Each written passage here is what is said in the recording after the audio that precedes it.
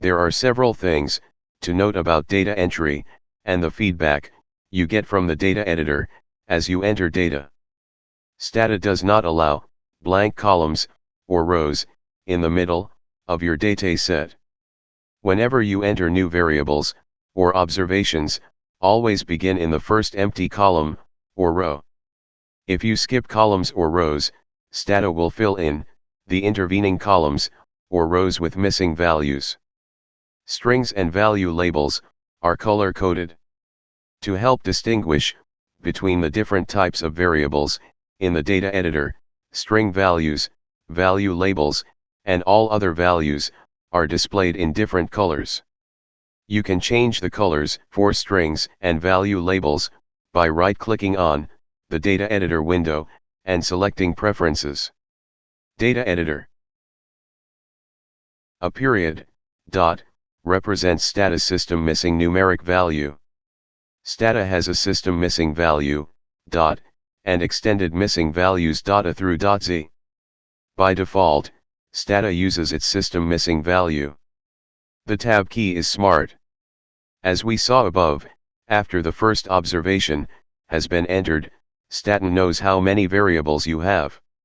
So at the end of the second observation, and all subsequent observations, tab will automatically take you back to the first column. The cursor location box both shows location and is used for navigation. The cursor location box gives the location of the current cell. If you see, for example, var34, this means that the current cell is the fourth observation of the variable named var3.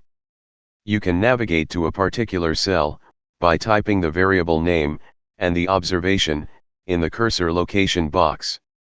If you wanted the second observation of var1 to be the active cell, typing var12 in the cursor location box and pressing enter would take you there. Double quotes around text are unnecessary in string variables. Once Stata knows that a variable is a string variable, there is no need to put quotes around the values, even if the values look like a number. Thus, if you wanted to enter zip codes as text, you would enter the first zip code with quotes 02173, but the rest would not need any quotes. The arrow keys are context sensitive. If you select a cell and type new data, using an arrow key will accept the change and move to a new active cell.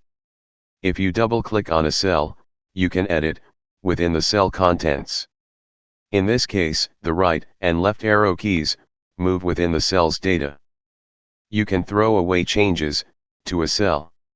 If, while you are entering data in a cell, you decide you would like to cancel the changes, press the ESC key or click outside the cell.